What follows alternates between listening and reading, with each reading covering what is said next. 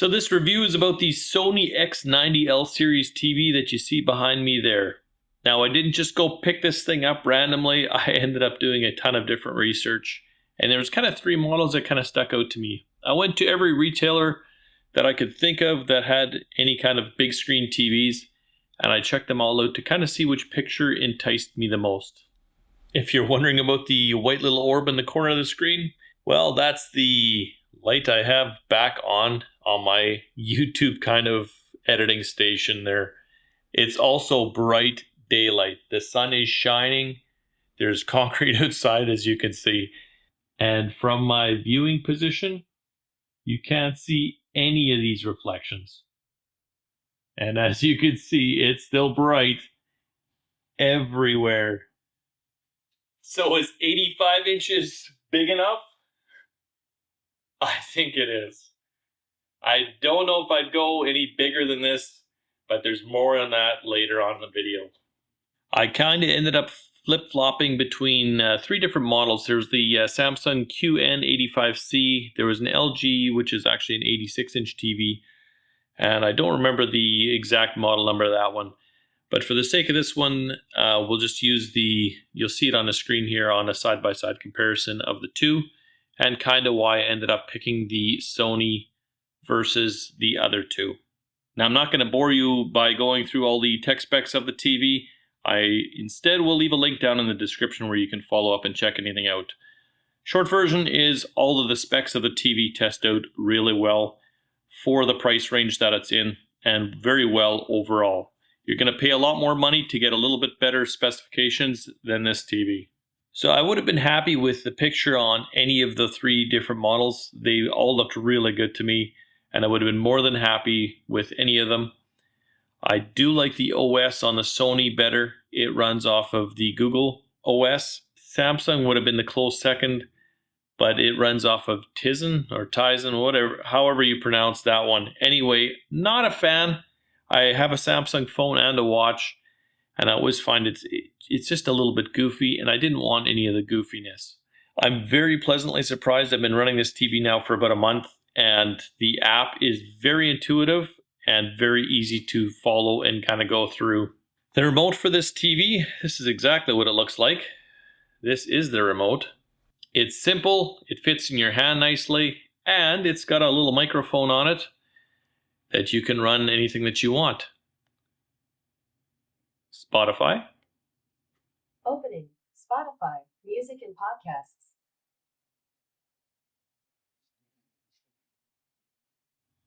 It also does have some quick access buttons on the bottom. I ended up just using the microphone button. It's right underneath the toggle, and I find it very intuitive to just kind of go to it right away. Netflix. Opening Netflix. The other thing I like about the TV is any of the commands are recognized and they're fast, they're quick. From the initial power on this TV, it doesn't take more than a couple of seconds and it pops right up. This is what the home screen looks like. The initial power up screen kind of gives you a view of, based on what you're watching, some recommendations for you on any free apps or other apps that you have installed, which is kind of nice. I've used it a little bit, haven't used it a whole heck of a lot, but I have found the recommendations that it has put up there for me are movies that I've liked in the past. Now, right out of the gate, this TV has an amazing picture. There is not much that you need to do to configure this thing to kind of make it really nice.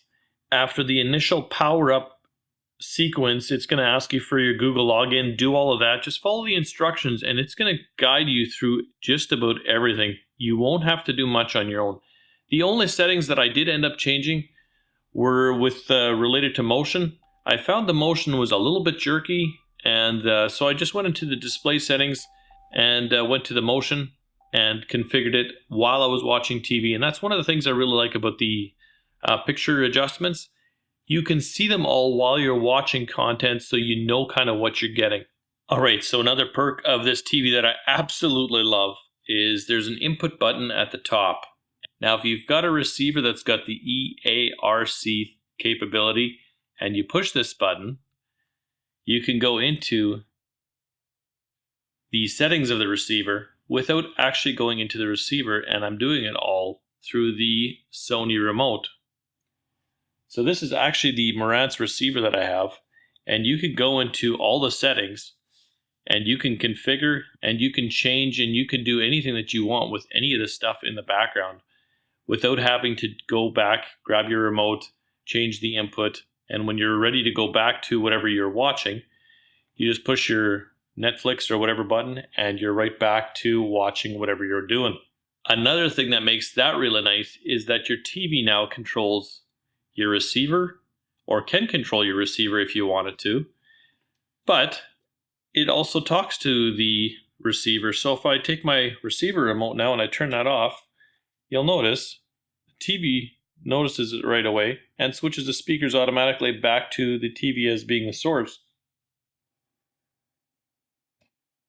Then if I power it back up, it can go back there. So I can just listen to the TV audio if I want, or I can use all of this, all of my surround sound system in the back there.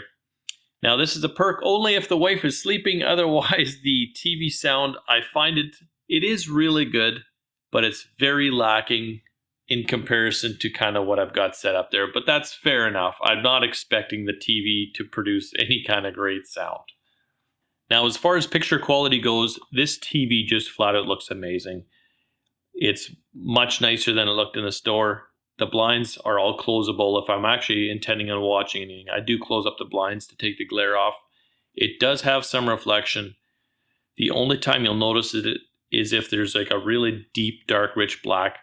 Otherwise, it's more than enough. And you could easily have this in a main office, a lobby, or the main floor of your house with a big picture window. The TV's not going to have any trouble keeping up as far as brightness goes.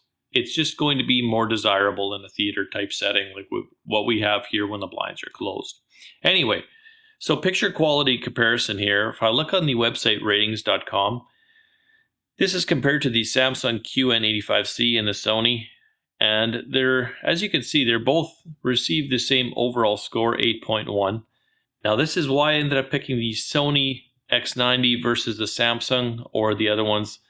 Like I mentioned already, the firmware running off of Google OS, I'm much happier with that. But for me, movies is the end-all be-all, 8.1, 8.4.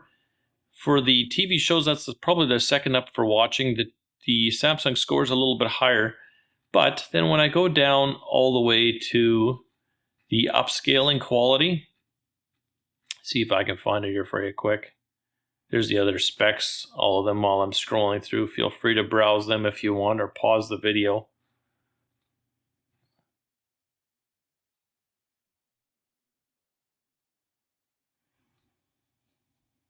If I look at the low quality content smoothing, it's got a pretty significant advantage over the Samsung, and I will definitely attest to that. I've played, like Dexter here is one of the shows that I'm kind of binge watching right now. I'm very glad it does what it does for quality and boosting it. The problem I'm noticing now when watching older content isn't with the TV or the capability of the TV, but errors in production. Specifically focus pulling. Notice the focus is often either a little bit in front of the person's actual face or a little bit behind, and I can see stuff in the background. Maybe sometimes that's like crystal clear individual grass blades, whereas the person's face is blurry. This TV is big enough that it's going to show you any flaws in production. That's a miss. The mission is a failure. Damn it. As of right now, you can go bigger. There's 100-inch TVs available. I wouldn't go bigger than an 85 right now, personally, based on the content I watch. I think this is pushing the limits a little bit as far as what we're currently subscribed to. A majority of our viewing happens on either Netflix or Amazon Prime, and there isn't a whole heck of a lot of really high quality content out there. It does exist, it's just not as prevalent as some of the either 720p or 1080p content. So typically when I'm doing any kind of technology upgrade in the home, there's always a little something, one thing that kind of annoys me. And honestly, there is nothing with this TV that annoys me. There is, like, I can't think of a single thing that I didn't think was well thought out. In fact, This TV delivered more options than I even knew it was capable of when I picked it up. So I also run Homey Pro in my house for home automations, and look at that. The Sony Bravia XR85 X90L, the exact part number of the TV that I have going on there, it plugged right in, and all the automations work flawlessly. I've had no issues tying them into my smart home, which is really, really nice. Because even since the start of this video, you can see I've added components, and there's a whole bunch of switching and stuff that needs to happen there. I can now automate all of that and just use my one remote to control everything that I want, which is totally nice. It's nice not having to grab for all the other remotes all the time. Now, the functionality that it does give you inside the smart home, you've got volume control, screen off, you got your channels as well, and you can select your inputs. There's more in here than I needed to do. Honestly, the on-off and it reporting its status back to the smart home is all that I was asking for. Right from the mounting bracket fitting on, to my initial setup, to the size of the remote, they have just thought of everything. There is nothing that annoys me with this TV. I am extremely happy with this purchase. The price range for me in Canadian, it was about $3,000. Americans, that's like 25 bucks. It's money well spent. Right now, there's no features that I'm finding that are lacking, and there's not even any irritants at all. Even like the remote, I'm not sure if it's infrared or if it's RF or what the heck it is, but I can point it anywhere, and the remote works, which is just plain awesome. Now, if I had to pick on one single thing, I would pick on the sound system with the TV. It's decent as far as a TV is concerned, but if you see what I'm kind of comparing it to in the background there, the TV speakers are very lacking. But I mean, seriously, the TV speakers are probably this big, and my towers there are 4 feet tall, so grain of salt. If you don't have any kind of a home theater setup, a sound bar is probably the way to go to be ultimately totally happy with absolutely everything in your watching setup. Oh, and just one final note, this TV is a little over 100 pounds, so if you are picking one up when you do install it, kind of just be aware that you're probably going to need some help. Oh, and for those of you that have the same attention to detail that I do, the answer to your question is Chalasian.